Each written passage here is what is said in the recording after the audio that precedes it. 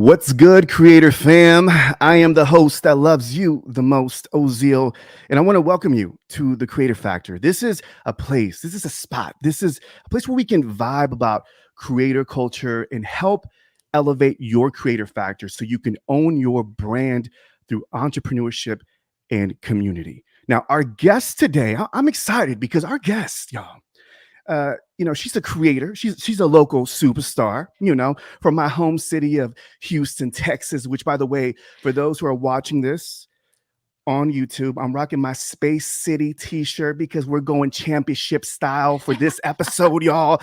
She has, it's been amazing to see her grow as a creator, a local superstar.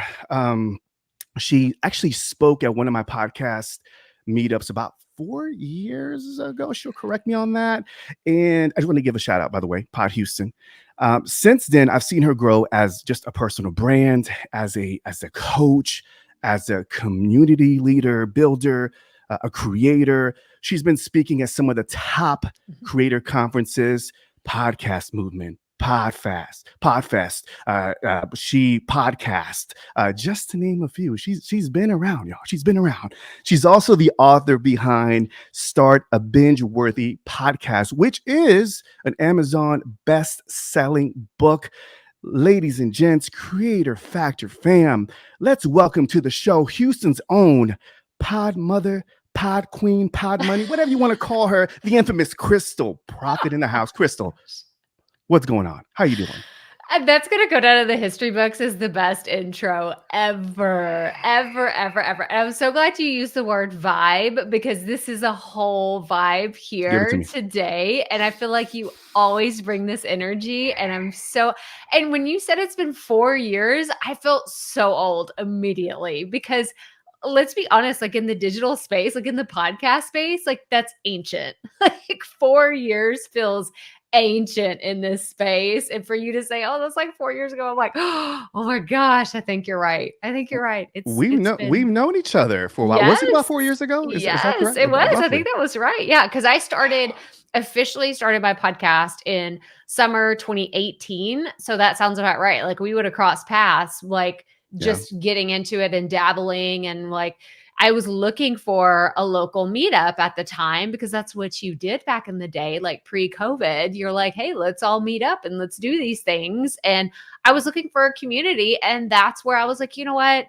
I just want to go and see what this is all about and see, is this something that I should do on a regular basis? And honestly, it didn't work out for me to come to Pod Houston all the time. And I'm just going to tell you why. It was traffic. It was no other reason. It's a drive for you, right? Because you're like Houston way traffic on the other side. Yes, I'm North Houston. So that's if anybody knows Texas, I'm like North Houston, and you're a lot closer to downtown. And so it was just a haul for me to go. But Ozeal, I'm so grateful that we've had the opportunity to cross paths and zigzag and stay in touch. And I'm so grateful to be here. And I love that you're doing this. I love creators and your audience. Like y'all are my people. People. So I'm excited for this conversation today. Which is the reason why I had to reach out to you, Krystal, because not only have I seen you, as I mentioned, grow as a community leader, but just do all the things. And we're going to talk a little bit about, because we have similar paths, especially recently, what I've been, watching. And then, of course, doing the podcast meetup. And I remember you were talking about, I think it was email marketing. So you were talking about like digital marketing and other aspects of podcasting back then. Houston, we're talking about Houston, how hot it is. If you had to sell Houston, how long have you been in Houston? So I've been here for 5 years. So prior to that was I've been all over. So I'm originally from Texas and I've lived all over Texas. So let me just run through the Rolodex real fast. We've been in East Texas. We've been in Central Texas. My husband's from West Texas originally. Okay. But we were in the Dallas-Fort Worth area right before we moved here. So if you had to sell Houston to someone, if we had to say, hey, what's one thing, our selling point for anybody who is interested in possibly visiting Houston, maybe not right now because it's in the summertime, it's pretty hot. But if there's anything else that you would sell in Houston, what would it be? It's culture. Like this is the number one thing that, because like I said, I was in the Fort Worth area. And like, so in Fort Worth, you have the cowboy culture. Like that is the strong vibe in the Fort Worth area. And my parents still live there. So we'll go back and I'm like, man, like this is a whole get on your boots, get on your hat. Like, like it's the thing in Houston, or sorry, not Houston, in Fort Worth. But I feel like in Houston, it's just a melting pot of the most interesting cultures that you can see. Like, and you just don't get that everywhere. And I have 3 boys, I have 3 kids, and, they're in the school district here where we live. And one thing that they have here, my oldest is an orchestra. There was no orchestra in any of the other schools. It was like, you're a band, you're choir and art. There's not all these like other opportunities, but because the culture is so rich here of so many different backgrounds and diversity of things that you can be interested in, podcasting, then, I mean, it's like you have resources available here that you don't in other places of Texas. So that's my spiel here. I'm sold. Houston, I mean, I'm sold. sure. And I live here. I'm sold. It's one of the things that for anybody who has ever been to Texas or Houston specifically, you definitely see diversity, and you see it when you saw it when you went to our meetup, right? You see people from all diverse backgrounds in our meetups. And I've been to other meetups, but we definitely represent diversity. And that's one of the things that I take great pride in the city of Houston, is that our diversity is legit. Yes. So I love it. Love. All right. H-Town love here in the house. All right. So let's go ahead and take it back, because you were in corporate, right, prior to this. But I'm curious to know, let's start where the first introduction. I'm curious, where did that begin? Your first introduction to content creation, this whole world of content marketing. Take us there. Yeah. Well, it's funny because I went from, working a corporate job and doing all the things to being a stay-at-home mom. And this, I always tell people, it was right around the time that Pinterest exploded, and the pressure of being a parent when Pinterest first started. It was like, all of a sudden you have to have all these fancy things for birthday parties and like, these recipes and these snacks. And it's like, what happened to just buying a box of chips and giving it to the kids? Like, why do we have to make all these homemade things? And because I was staying at home, like I put all this pressure on myself. Like I am a self-imposed, like high expectations person for myself, and Pinterest was not helping. But there were a lot of bloggers that I was following, and I was seeing like, it was like the era of like the mommy blog, like 2013, like right around the time the Pioneer Woman really blew up, like Ree Drummond, shout out. Like I love the Pioneer Woman, Food Network, like all that stuff. And that's what I was consuming, a lot of her content because I was staying at home and I wanted to learn how to cook. And then I realized, oh, she started as a blogger. And then I started diving in more into the Pinterest world and realizing all these people are writing articles on their website and they're publishing them and they're making money. Well, how are they making money? Like, how does this really work? So it really just came from this curiosity of, well, like, what are they even doing? What is an email list? What's a lead magnet? Like, what are these tripwires? Like, that's what a lot of people were doing. Get you on your email list and then immediately sell you something that was like $7 or something that was $12. And I just began, because I'm a student of marketing. It's what I went to school for. And that is like my real passion. Yes, podcasting is the channel through which I get to market things, but at the end of the day, marketing, digital marketing specifically, is what I love so much. And so I just became a student of that. And in my own way, I started journaling and writing. And I thought, you know what, I'm going to start blogging. And I always tell people I did this really bad. I'm a terrible blogger. Okay. It's why we're sitting here talking about podcasting today and not blogging, because it was just that it's hard for me to write. I'm still not a great writer because I use all the tools, in my pocket. I use AI, I use Grammarly, I use all of these tools to help me writing today. But that was my segue into the world of online business, because I started a blog. And then the genesis moment for me to start my podcast was, and I still remember this like it was yesterday, I was at the YMCA. If you're in the Houston area, I was off the 249 in, Tomball, Texas, YMCA. I know that. I know that YMCA. It's a big YMCA. Exactly. 2-story, right? I think it's pretty big. Yep. Yeah. It was renovated after Harvey. So it was like all the little details, right? Like, and I was on the treadmill and I remembered like, okay, I'm gonna listen to this podcast. And then I got a notification that my blogging mentor had started a podcast, and I forgot I had subscribed to her trailer, and it said the first episode was like, it dropped that day that I was at the gym. I started listening to it, and it was the first like lightning bolt moment where I thought, well, if she can do this, like she was just a stay-at-home mom, she was just a blogger, and now she's a podcaster. Why can't I do this? And from that day, that's kind of when I like, that's the thing that lit the fire underneath me to start my own show. And that's kind of my journey, is just following the curiosity of what I'm interested in and really just feeding that creative spirit, because it's evolved and it's changed. Like, to your point, we were talking earlier, it's like, okay, we got to do video now. We used to not have to do video, but it's like, let's keep exploring and seeing how this medium and platform is evolving over the years. And I just still love it. At the end of the day, I get to chat with cool people like Ozeal, and I get to have these conversations and talk to creators. And it's truly my passion and what lights me up. So that's how I am where I am today.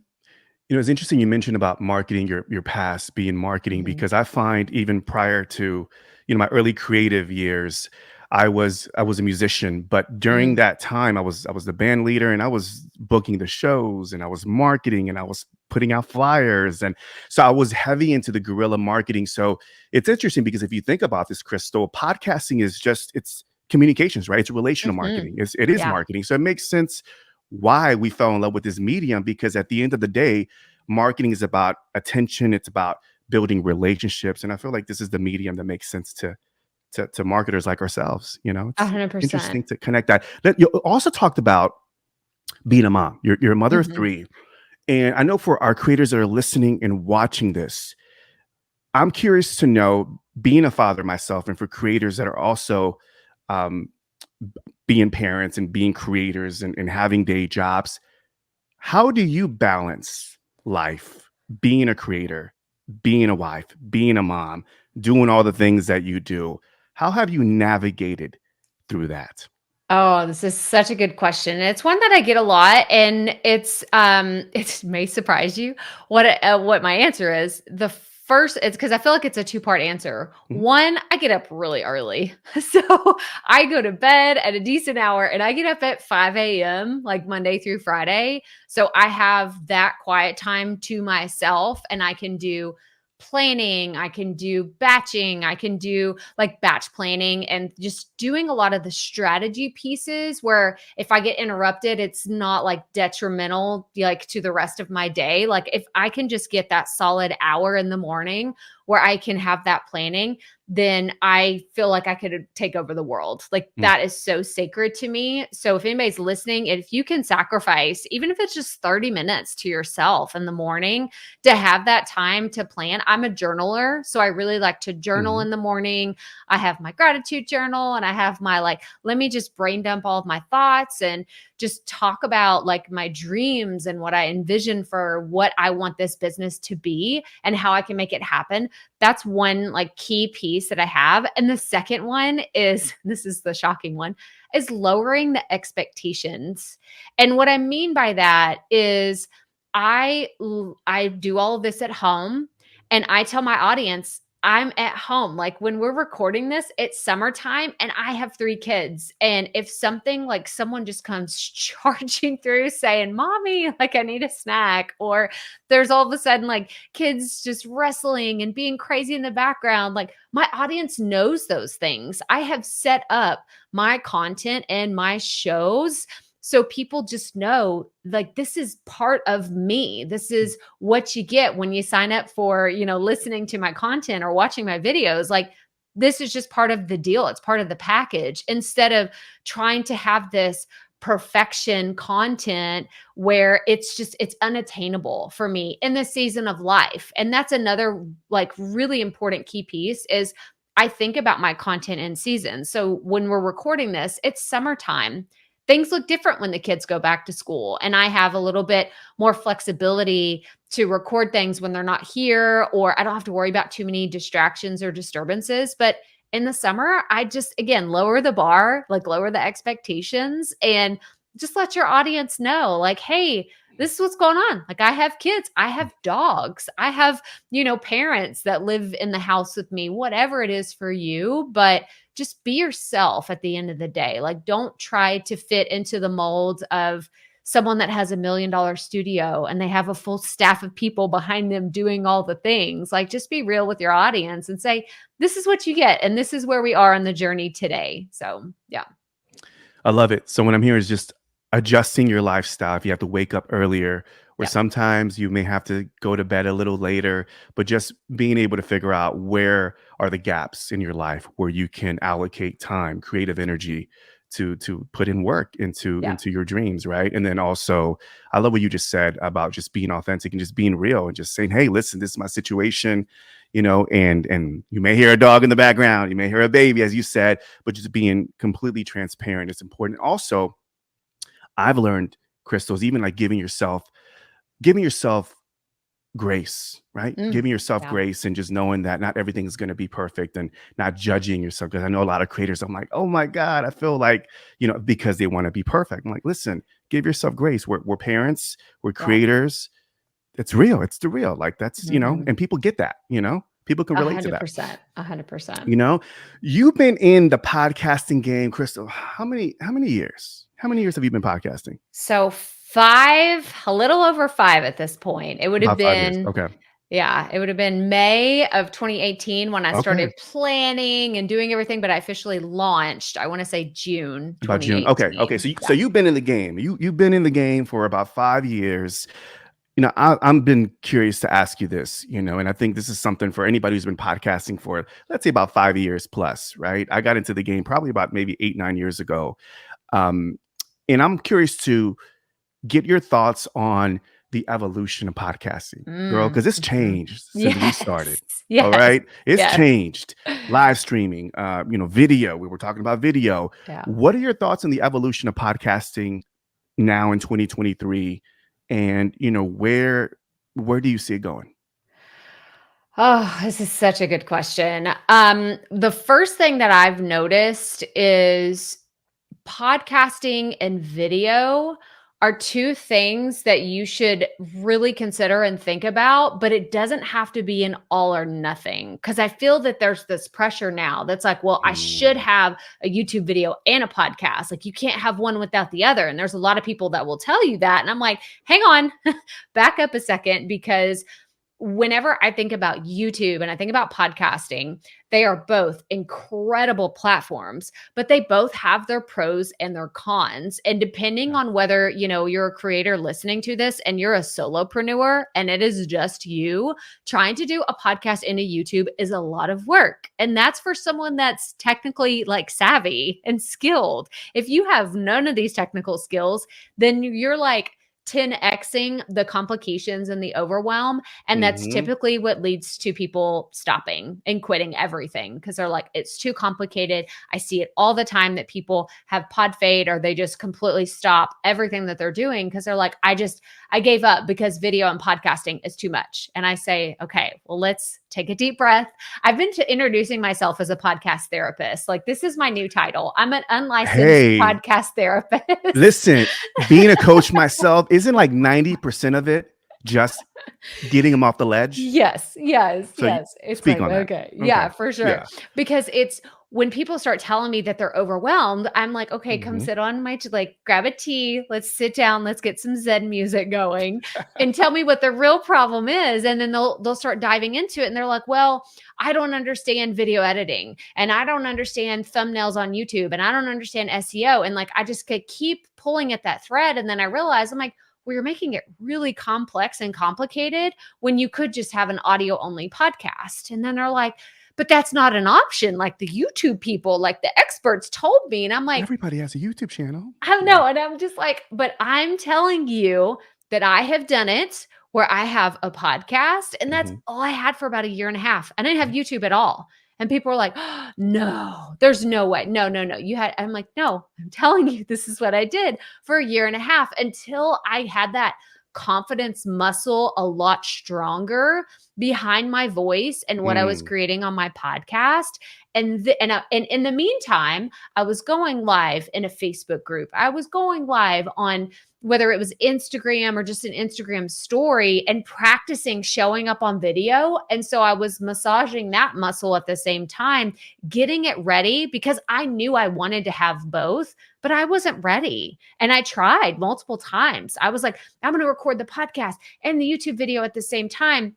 And it was too clunky of a process. It wasn't as easy. I do feel like the tools have improved significantly from when we started.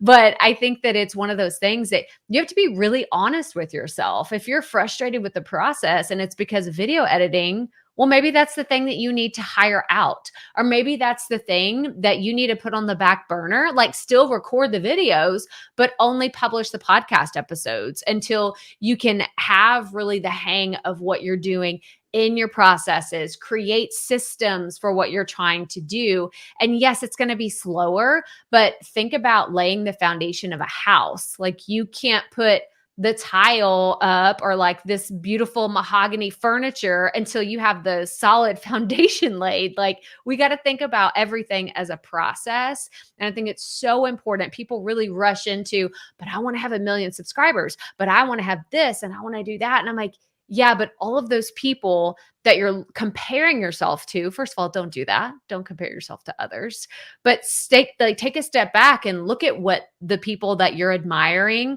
or they're your inspiration. They laid a solid foundation and then they had either explosive growth or they had slow and steady growth, but that only happens if you have all of your systems and processes in place to make that happen. Listen, you're speaking my language because this is a debate that I've had with a lot of podcast gurus, coaches, especially the new school, gurus, or you got to get on video and discoverability and to maximize and, all that. Okay. So I've heard all that. And I completely 1000% agree with you. I do believe that there's platforms that I sometimes see. I think there was a guy who was like wanted to start. I spoke to, and he was really gung ho about doing a podcast. And I was listening to him. I'm like, dude, he was talking about cooking and everything there was just had a visual component to it, aesthetic. And I'm like, dude, that's not even a podcast. That's video. Yeah. So I think it's important to ask yourself some questions in regards to the topic, the platform. And then you really pointed out that having a skill set, this is for people that are watching and listening. It takes skills to get good at this. And I'm pointing to the mic. It takes skills to cultivate, to get in front of a camera. Yeah. And if for a lot of content creators that are still learning, a lot of us didn't go to broadcasting school. So we're kind of learning as we put in the reps, we get in the trenches. So this takes interviewing. There's an art to it. So I'm glad that you said that because I feel like people are now saying, well, I need to do both. Right. And I feel like just get good at one thing. Yeah. Build that muscle up and then you can add other components, but you got to get good at podcasting first before you decide to evolve. And that's something that I've seen with you evolve. Like I did see like you start with audio, Rookie Life and then the Proffitt Podcast. And then I saw you dabble in live streaming and go in your community and you were like little by little, you weren't going all in, but it was kind of like these small baby steps that you were going towards. And then finally you were like YouTube channel. Let's go. And I can tell you were more polished. You talked about confidence and I got to see that. So I'm going on this little tangent here because for those creators, you touched on something here that I'm very passionate about, is that for an OGs podcasters out there, you don't have to do video. You can start with audio and then you can evolve. So give yourself, again, space and grace as a content creator and to build that confidence. Let's talk about confidence, Krystal, because you also help content creators build confidence in their creation and their marketing. Speak on like that moment where you were like, oh man, this is, I don't have the confidence to do this. And then how were you able to build that confidence? Were you kind of this go-getter all the time? Or did it take a while? Was there a moment when you were like, okay, I gotta figure out, I gotta get coaching. I gotta get this and have somebody else pull me off the ledge before I get started. Talk to us about that. Yeah, this is such a good one. And I actually, I spoke, I know you mentioned this earlier in the intro. I spoke at Podcast Movement earlier this year, and it was all about lessons that I've learned from 1,000 episodes. So at this point, when we're recording this, I've actually recorded over 1,200 podcast episodes between my 2 podcasts. And so when it comes to confidence, the reason why I can speak about it is, one, we were just talking about the reps and the practice. And so I have a daily podcast. So I have my regular show that comes out once a week. It's the Proffitt Podcast. And then I have a daily show that's a 5-minute or less that comes out Monday through Friday every single week. And I launched that in 2020 and it's been consistent, but it's 5 minutes or less. So everyone's like, it's the Instagram story for podcasting. Like, it's super short, it's quick. And sometimes it's about a bunch of really random stuff.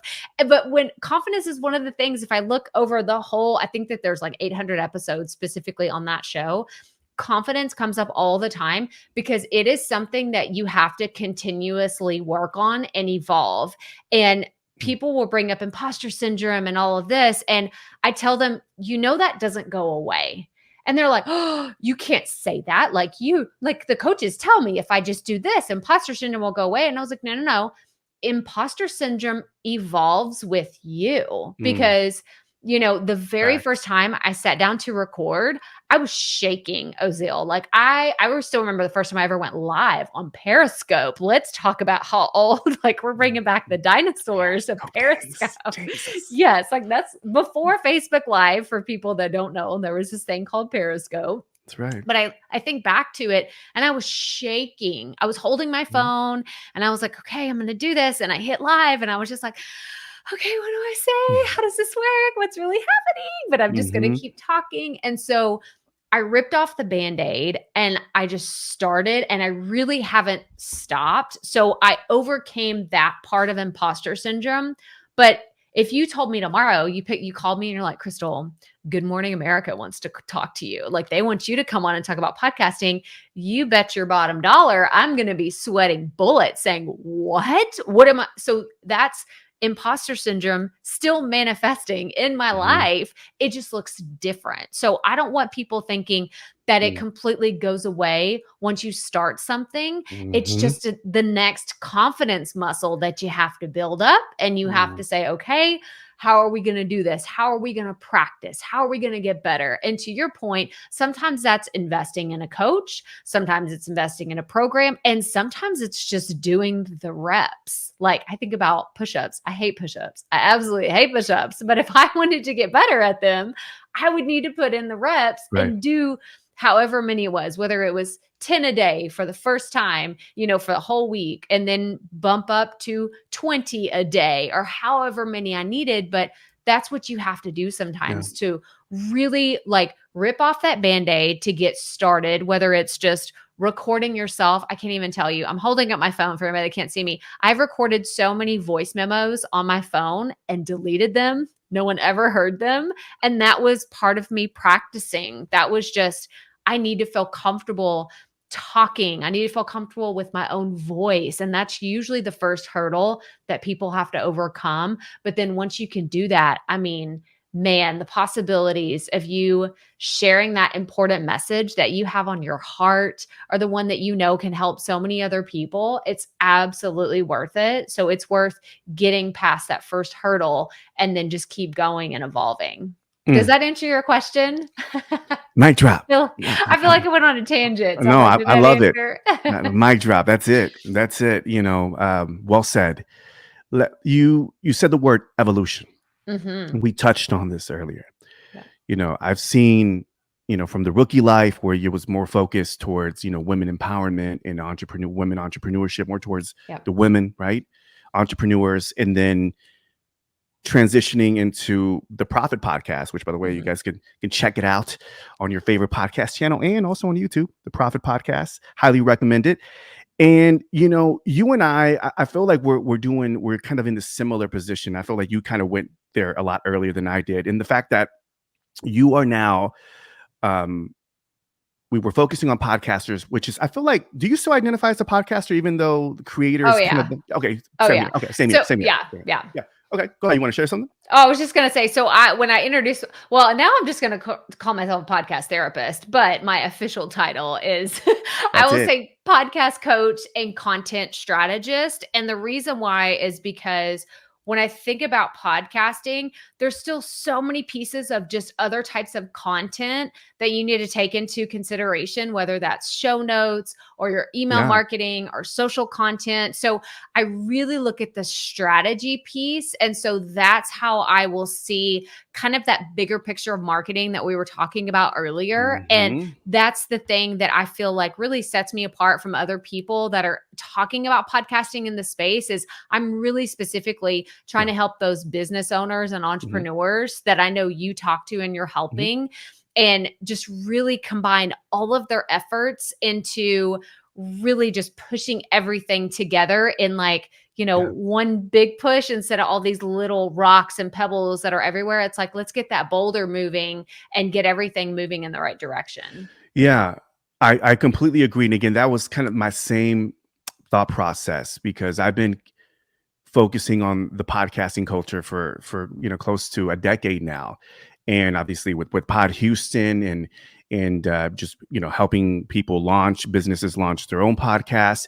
But I've always been a creative, and the more I've seen this creator economy grow, I was like, I'm a creator because Yeah. I do love the video component, and I used to play with video back in the days, and I love this what we're doing with the audio and interviewing, and the podcasting is definitely where I identify most. But I'm a creator that Mhm. identifies as a podcaster, but I'm now expanded, right? Before it was just podcasters, but I feel like it's all merging together. And Krystal, I'm sure you're seeing this now in that YouTubers want to be podcasters and Yes. podcasters, but it's all because it's all like mixing and they're all Yeah. different mediums. And now it's interesting because the data shows that people are now, even myself, surprisingly, I'm listening to more podcasts on YouTube now. So I'm Mhm. like, oh, what's happened? I'm supposed to be Yeah. like, this purist, but I feel like Yeah. you're seeing it too, right? We're seeing it all kind of mingle together, and we're just finding different mediums to express our creativity and our message. Yeah, and I think that they all have a time and a place too Yeah. for like there's pros and cons to all of them, right? Google and YouTube are obviously incredible for SEO and getting Mhm. discovered and all of that. So back to the content strategy piece, I Yeah. think that there's a beautiful overlap and blend of all of these different platforms that you can Yes. have them have this synergy without it feeling like, oh, just another platform that I have to create on, or I have to do this, I have to do that. And one of the things, like going back to the foundation piece that we were talking about earlier, is how can you sit down when you're planning your content, whatever it is, whether it's a Mm. podcast, it's an email newsletter, it's a social post, whatever, how can you add in the elements of what you're doing in other places? So for instance, if you have a YouTube channel, how can you talk about your podcast on your YouTube channel if it's not the exact same thing that you're just stripping the audio and you're putting it, like, how can you have this cross promotion across all of your platforms where it's an entire ecosystem now? It's not just Mm. one thing. So your podcast is feeding your YouTube channel, which is feeding your email list, which is feeding your blog post, like whatever, however that looks like for you. But at the end of the day, the thing that I always default to is I have to add value no matter what I'm creating. And I think that that's the approach that some creators today are missing. They're still just Mm. like, I'm chasing those views, I'm chasing those subscribers. Like, I'm just going to do whatever the thing that's trending. And like, I'm just, what's on TikTok now? What's hot? What's doing this? What's doing that? And I've never really jumped on that train.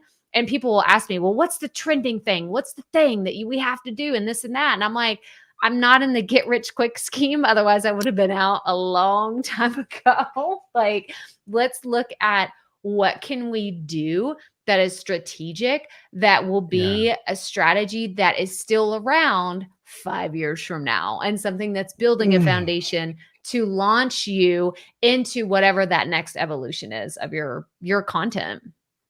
If I had the sound effect, I wish I had one of those. That right there, I need one of those. By the way, we'll get that. You do. That's You the need to evolution of install this that. podcast. That needs to I happen. do. Yeah. Right? Doesn't it fit like my vibe? I need Yes. sound effects, y'all. 100%. It's coming. It's coming. It's coming. It's coming. All right. So because that was fire. That was fire. Exactly what you just said. I agree.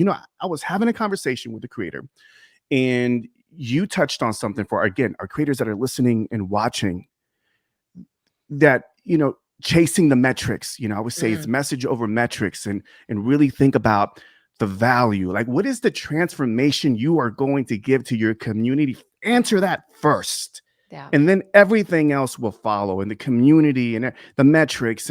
But you got to figure out, even for content creators that are, again, watching, listening, is that, especially we have educators and entrepreneurs, but you got to, like, what problem are you solving? Because you just can't get here and just recycle and remix the thing that she's saying or that he's saying. And we're seeing a lot of creators make that mistake, Krystal, as you just pointed out, that they're just chasing the metrics. They're repeating what this person is saying and this person is saying, and then they get burned out and they wonder why they're not building a community. Start with value, start with the transformation, start with a thing that you can solve, and then start building content around that. And there's different content pillars. And I'm sure, again, that's where the strategy comes in. So I'm glad you talked about that, because I think I see that happening a lot, especially for new podcasters and creators coming into the space. So thank you for highlighting that. Yes, for sure. You got me going. Go ahead. Well, it's funny because, you were asking about like what's been in the industry up to this date, and then what's kind of coming ahead in the future. And I just think about AI, ChatGPT. It's the thing that everybody's talking about. And the biggest mistake. So I could tell you all day the ways that I'm using it and what I think about it. But at the end of the day, I want to tell you the mistakes that I'm seeing, because these are going to come back to bite a lot of creators. Let's go there. Speak on that, because AI is here. I played with it before. We both see how it's a game changer for content creators. But let's talk about the mistakes, because I'm seeing a lot of that too. Speak on that. Yes. So what I'm seeing is people will take their topic and they'll say, okay, ChatGPT, give me ideas, or like create an outline about this topic. And then of course it spits out whether it's 5 or 10 points, and they refine it, they do whatever to it. And then they just turn on their mic and they start talking, and they're reading this script. And I'm thinking, oh my gosh, like, first of all, what a boring podcast. I don't want to listen to an article that is just being read to me. My husband doesn't listen to a lot of podcasts, but he listens to, like, on the Apple News, like if you scroll and you look through it, it'll say like, read this article, and it'll read it to you. And I hear how it sounds. I'm like, oh my gosh, like, stab me in the eye. That sounds so terrible, because they're just reading. It is literally either it's a bot or I'm so sorry, very boring person reading, like actual human reading it.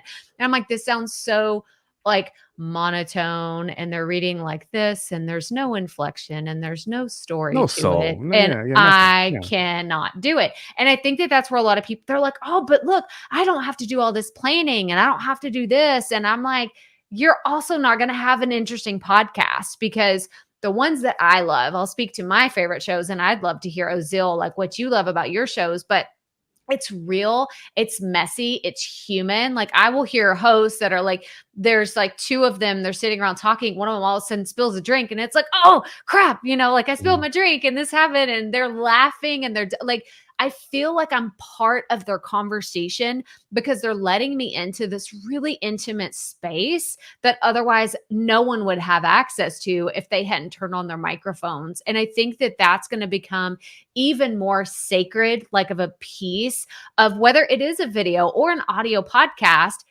ChatGPT isn't going to tell you to do that. It's not going to say, oh, pause here and say a silly story or do this. It's just going to give you facts. It's going to give you data. It's going to give you information, but you have to add your own spin to it. You have to insert your personality in whatever way that makes sense to you. Yeah. So tell me, what's your things with like podcasting that you see, like people making mistakes, or what's like a podcast that you're like, oh, they do this and I love this about them?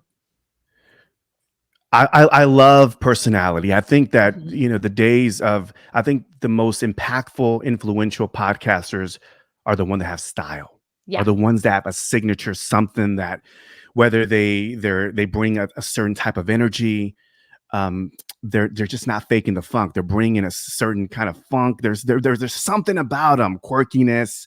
They're embracing the weirdness. It's, to me, that's what I feel like, and that's what I'm really trying to help with creators and podcasters specifically is get comfortable with the things that make you unique. Like, let's stop. I get it. I don't like the way my voice sounds. I completely understand, because I was like that back in the day.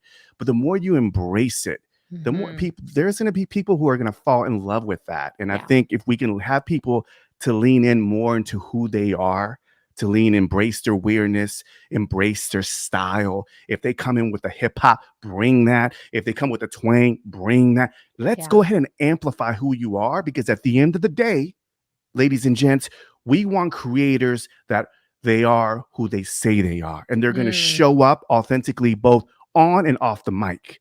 So it's important to kind of make sure that we establish that early on. And I think we don't talk about that. And I think with AI, it's a very, rinse and repeat type of thing. And I'm just seeing people copy and paste. And I'm like, bro, you don't even talk like that. Why are you going to just copy and paste? So you said something again, personality. AI is great. I use it for research to get some feedback, but it's not a replacement of the soul and the creativity that I'm going to bring into my art, because people know who I am. I've established a voice where they know that's not how Ozeal talks. So again, I'm glad you said that, Krystal. Creators that are watching and listening, again, personality. It's AI is a tool to help you, but it's not there to replace you. Yeah, 100%. 100%. And I think just the story element. So personality is one piece, but the story, it's like I just told you about my husband. Like now y'all know that he looks at the Apple News and he listens to those articles, but it's you don't know to do that if you're just copying and pasting, regurgitating what AI is giving you. And you can use that as part of your outline, but make it your own. Add that personality, add that story. And I love the fact, Ozeal, and you do this so well, is that you highlight creators in your community. I mean, really put the spotlight on other people, because what a blessing it is to have a platform and be able to shine the light on those voices that you're trying to amplify, or the messages that you're like, man, more people need to see this. I have specifically a lot of people in my community that I recently started working with, that they're working with people with mental health disorders and people that are working as caregivers for their spouses or family members. They're going through a really hard time. And I'm just thinking, this is not about me. None of this is about me. It is about my opportunity to highlight these people, that the ripple effect of their message will impact generations of people. And it gives me goosebumps when I say that out loud, because it just gives me that higher purpose. Because at the end of the day, it's not about me. It's not about Ozeal. It is about us helping creators in this space that have that message, give them the tools and the resources that they need to put their message out there and do it with confidence. That is the thing that's the reason why I'm still here 5 years later. That's the only reason why I am still here, for sure. Pause. That was just let that marinate. That right there. That just Krystal, so good. All right. So check this out. You mentioned community. And that's that's another thing that you and I have in common. We both believe in the power of community, bringing people together. We get behind the mic and get in front of the camera because we're teachers and we want to help other people elevate, again, their creative factor, right? And in their whole game. I'm curious to know where, because I've always been kind of a community, like I've organized a lot of events. Where did it start for you? Was it whenever you got into this content creation space where you were like, let me build community? Because I've seen what you've done with your Facebook community. And take us to a point where you can tie in, like, that is when I really started building community. Because a little birdie told me that you were also a cheerleader. So I'm thinking, so maybe it was a cheerleader because, maybe she was, bringing the girls together. I don't know. But talk to us a little bit about, where does the love for community come from? Yeah. So I'm guilty as charged. I was a cheerleader starting at the age of 4. And so I took you way back. We went way, way back. But I think about that, that spirit of what really lit me up. I didn't care what sport it was. I didn't care who I was cheering for. I still to this day don't even care what it's about. I love being a motivator and a cheerleader. It's just innately in my DNA. And so to be able to share again, the spotlight on these people that are doing these incredible things in our community, I can't help but want to shout from the rooftops, like, look at them, like, look at Kathy, she's doing this incredible thing. And look at Sarah, like, go listen to our podcast, because I'm genuinely excited about that. And I think that it just comes from, I'm a highly energetic person too. I'm highly caffeinated as well. We'll throw that in there. I love my coffee. We're both coffee lovers. So we both. like, you know that. that. I love it. I love it so much. But 3 cups earlier today. Maybe that's the reason why I bring that energy. Yeah, right. Maybe that's why we're both sweating in here. It's Houston and then it's coffee, like all the things. But then I think about the community piece is sharing all the vulnerable pieces of being a creator brings everybody together. So when I can tell them, like, I was recording my very first Periscope and I thought I was going to die. Like, if I would have had an Apple Watch back then, it would have been like, oh, like, maybe we need to call somebody, because that's how hard my heart was pounding and I was sweating and I was just like, I'm going to look like an idiot. What am I doing? And so to be able to create a space where people can come in and say, yeah, me too. Or I'm also struggling with this, or I'm thinking about quitting, or I don't know that I can keep doing this, or I've had things come up in my life that I just don't know that this is a possibility, or I'm not getting the results that I thought that I needed. To be able to bring all of these different people together with such diverse backgrounds of their content, of the stage of their business, of the stage of whatever it is that they're doing, and give them this platform or this space to say, hey, I have a question and I feel a little stupid asking it, but I know that this is a place where I'm not going to be ridiculed. Especially those large, very large Facebook groups. You and I both know who, like, the ones that are obnoxiously large. And then there's just people spamming all day and they're doing this, they're doing that. I don't want any of that. I want to place in a space to really cultivate a culture of, we're here to support you. We're here to really have collaboration. I think that's another piece too, is giving people the opportunity to say, hey, I want to be on your podcast, or hey, I would love to promote you on my show, or can we get together and brainstorm how we can grow our podcast together? And to see that evolve and change over time has just been the biggest blessing. And it's so fun to watch. Well, I salute you. I give you your flowers for building the community that you have. And it's the reason why, again, you and I are like, twins, because we have a lot of similarities. Yeah. And I believe in the power of people, which is the reason why I invested so much time and effort into building a community offline in conjunction with what I'm doing with the Facebook group and Pod Houston and Vid Houston and all the other things that I got going on. But yeah, props to you. I want to share. Actually, I want to ask you something. I'm really curious to know if there's like one creator factor, that every content creator should learn, master, or understand. What would that be? Mistakes happen to all of us, and don't beat yourself up about it. Like, period, the end. Like, I think that people see other people that are creating content and think, they must have just recorded that video in one fell swoop with no mistakes. And I'm like, nope, that's the power of incredible editing, or that is the power of, like great transitions. Or why do you think that there's like pictures all over their face right now? It's because they're probably out of focus, or like, I could tell you a million other reasons why, but don't be afraid of mistakes. I think so many people, again, going back to perfection, people just believe in this idea, like perfect content doesn't exist. Just get it out of your head. I don't create that way. Ozeal doesn't create that way, but don't let it stop you. Like, mistakes continue to happen. I'm 5 years into this and they still happen all the time. I just don't beat myself up about it. I give myself grace. We've talked about that so many times today. And I just learned how to push past it and understand that my message is more important than those mistakes. And I just keep moving forward. KrystalProffitt.com. Ladies and gents, the Proffitt Podcast, the YouTube channel, which has over 6,000 subscribers. Really, yes. Krystal? Yeah. Like, you killing it. Just virtual high five. Just, man, I remember when you were just starting that and just seeing you grow. Listen, sis, I love, mad respect. You're doing the great work. The Proffitt Podcast online on Facebook is a free community.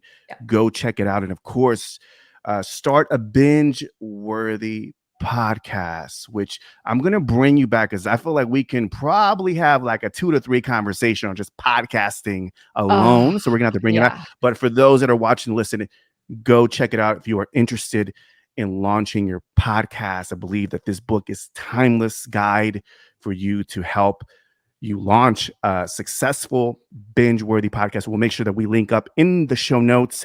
Krystal, it's been a little slice of heaven, my friend, having this conversation with you, vibing with you, rocking with my local superstar, and making this happen. So I really do appreciate this, Krystal. Thank you so much.